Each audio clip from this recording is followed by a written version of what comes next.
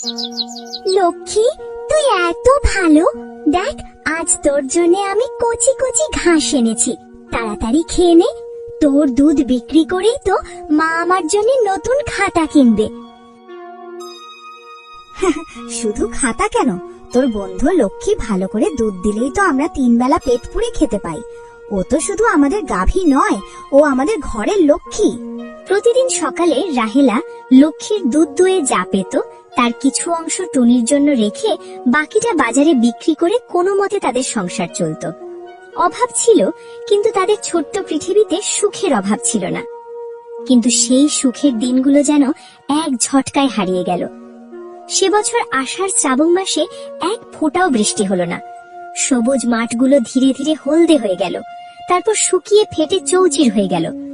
নদী নালা সব শুকিয়ে খাঁ খাঁ করতে লাগলো। গ্রামে নেমে এলো এক ভয়াবহ দুর্ভিক্ষ।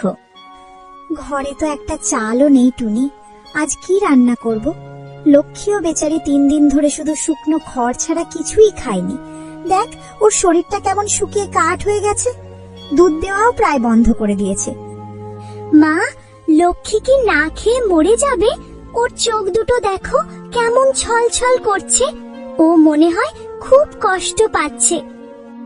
আরো কয়েকদিন কেটে গেল। ক্ষুধার জ্বালায় টুনির ছোট শরীরটাও নেতিয়ে পড়েছে।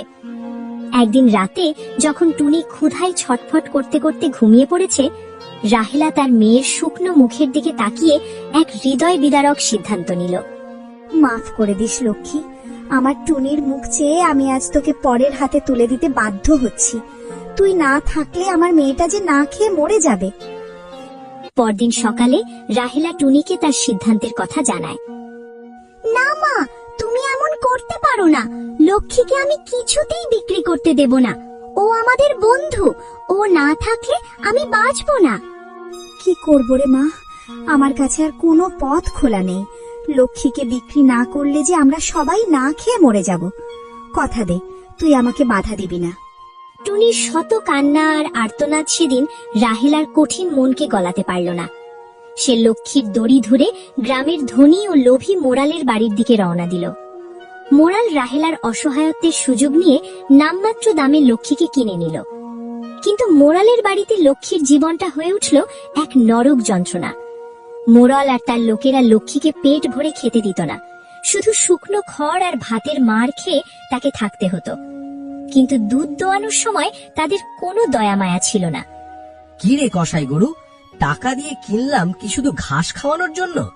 দুধ দিবি না তো তোকে দিয়ে কি হবে? দাঁড়া, কালই তোকে কসাইখানায় বিক্রি করে দেব। তোর মাংস বেচলে অন্তত কিছু টাকা তো ফেরত আসবে।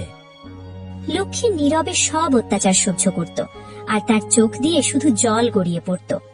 তার মনে পড়ত শুধু টুনির কথা, তার আদরের কথা। এদিকে টুনি লক্ষ্মীকে ছাড়া এক মুহূর্তও ভালো ছিল না।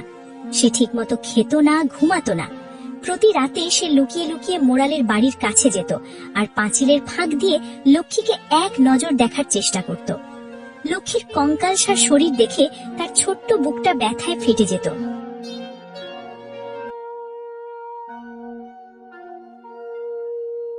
লক্ষ্মী, আমার লক্ষ্মী, ওরা তোকে কত কষ্ট দিচ্ছে রে।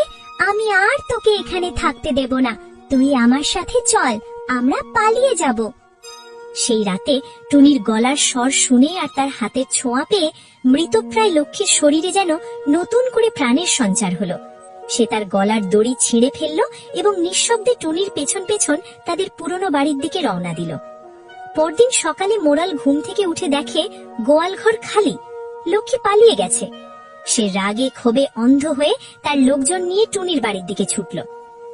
বের হ রাহেলা, তোর মেয়ে আমার গরু চুরি করেছে। তোরা মা মেয়ে দুজনেই চোর। আমি আজ তোদের জেলে পাঠাবো। রাহেলা আর টুনি ভয়ে কাঁপছিল। ঠিক সেই মুহূর্তে যখন মোড়াল তার লোকদের ইশারা করছিল তাদের ধরার জন্য, এক আশ্চর্য ঘটনা ঘটল। ঘরের পেছন থেকে শান্ত পায়ে বেরিয়ে এলো লক্ষ্মী। তার চোখে আর আগের সেই ভয় বা দুর্বলতা নেই, বরং এক অদ্ভুত শান্ত ও মায়াবী দৃষ্টি। লক্ষ্মী উঠোনের যে যে জায়গায় পা রাখছিল সেই শুকনো ফেটে যাওয়া মাটি ভেদ করে অলৌকিকভাবে গজিয়ে উঠছিল একরাশ সবুজ সতেজ ঘাস। মুহূর্তের মধ্যে তাদের চারপাশের ধূসর প্রাণহীন উঠোনটা এক জীবন্ত সবুজ গালিচায় পরিণত হলো। আমাকে ক্ষমা করে দাও, আমি লোভে অন্ধ হয়ে গিয়েছিলাম। আমি প্রকৃতির এমন এক আশ্চর্য সৃষ্টিকে অবহেলা করেছি এবং কষ্ট দিয়েছি। এই লক্ষ্মী তোমাদেরই। আজ থেকে তোমাদের কোনো অভাব থাকবে না। তোমাদের সব দায়িত্ব আমার। এই অলৌকিক ঘটনা দেখে মোড়লের সব অহংকার, সব রাগ কর্পূরের মতো উবে গেল। তার লোভী চোখ দুটোয় নেমে এলো অনুশোচনার জল। সে বুঝতে পারল সে কত বড় পাপ করেছে। সে ছুটে গিয়ে টুনি আর রাহেলার পায়ে পড়ল। সেই দিন থেকেই যেন প্রকৃতির অভিশাপ কেটে গেল। আকাশ কালো করে বৃষ্টি নামলো, শুকনো নদীতে জল এলো, মাঠে আবার ফসল ফলতে শুরু করলো।